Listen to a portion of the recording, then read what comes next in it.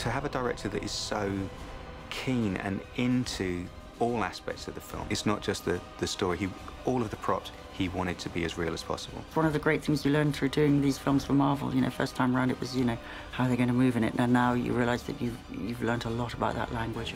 Il vostro infausto trattato di pace non vi salverà. For Ronin, we had to produce a Cosmi rod. This was essentially a staff with a large head on it. We had to try and show that it had an internal power and the ability to cast this charge of energy. We tried desperately not to make it look like Thor's hammer. He lives in this world of the Dark Aster, which is a very sort of constructivist, brutal architecture. The challenge for him really was about how to give him the scale without making him look overbuilt.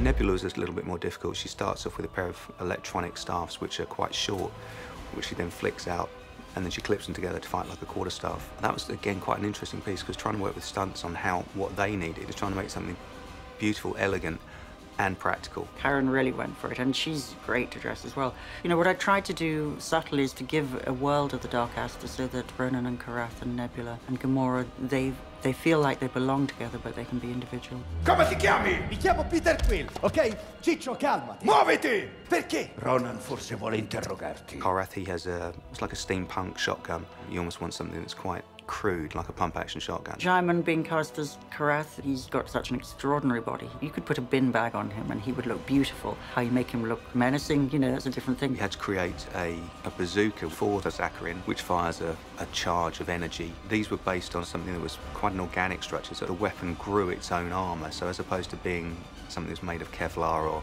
gunmetal. Ha detto perché dovremmo credergli. Non avrebbe altro motivo di venire per aiutarci. Glenn Close is the top of the pyramid. She's the most powerful person on Xander. So it's about finding what does a woman in power wear in that situation and how stated does her power want to be. And John C. Reilly, he is the corpsman, so he wears a standard uniform. You know, there's quite a lot of detail specific to him. The Nova Corps, we had to produce a number of props.